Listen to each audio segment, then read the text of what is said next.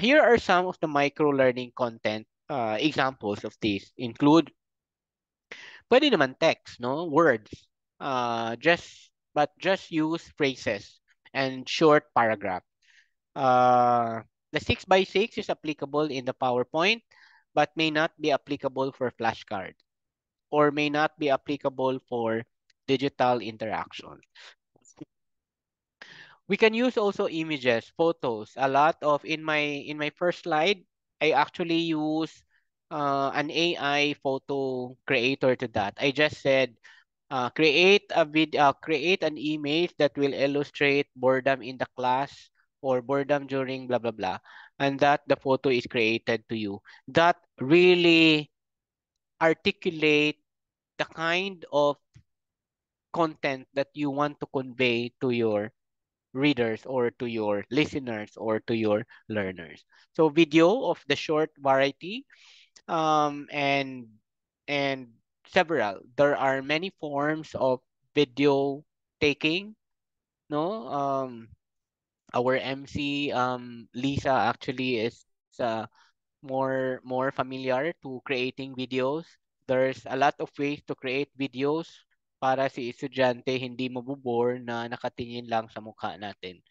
Audio, short snippets of speech or music, and short tests and quizzes, and games. So simple single screen challenges. So single screen, only one, all the learners are actually pointing to one screen. It's just like our Kahoot.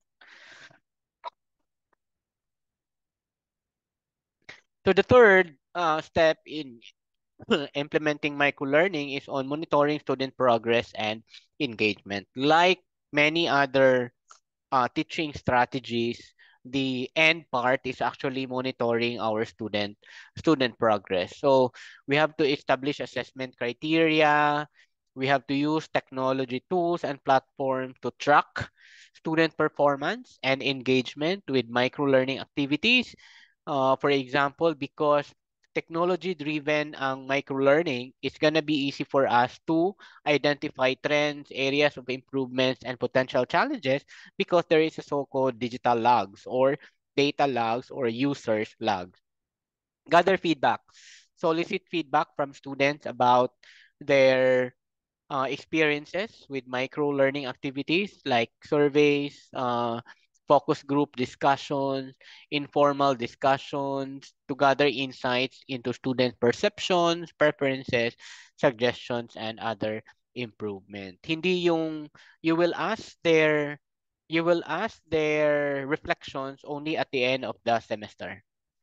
What is common today or what is suggested, especially in the micro learning, is even at the end of a short activity, you should have a student progress report. You should have a reflection. You should ask your student any suggestions for improvement of the class. And adjust instructional strategies. Obviously, you have to use the data and feedback to inform instructional decision making and make some adjustment of your micro learning activities. So integrating micro learning, utilizing technology, and monitoring the student progress.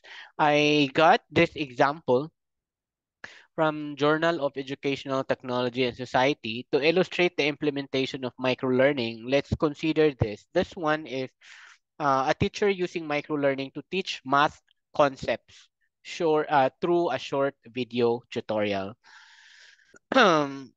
So what was the process in the journal, in the literature? The process is integrating microlearning into lesson plan. So the teacher embed short video tutorials into their lesson plan and to provide additional explanation and examples of key concepts. So that's the integration stipulated in the lesson plan.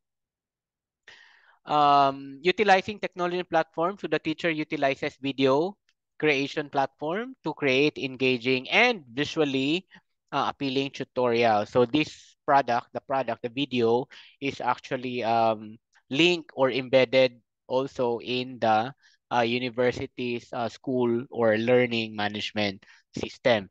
Why? So that the teacher can monitor and keep track all the clicks, who had viewed into it, who just downloaded it, and so on and so forth. And then monitoring student progress and engagement. What the teacher did, the teacher tracks student views and score and may quiz scores um, associated with the video tutorials through the LMS. So they also gather feedback from students through the survey that the teacher gave to assess the effectiveness of the micro learning approach. In other words, the strategy, not just simply on the learning of the student. And then what the teacher did, based on the student performance, data, and feedback, the teacher adjusts the content. And the delivery was, again, modified to better meet student needs and preferences.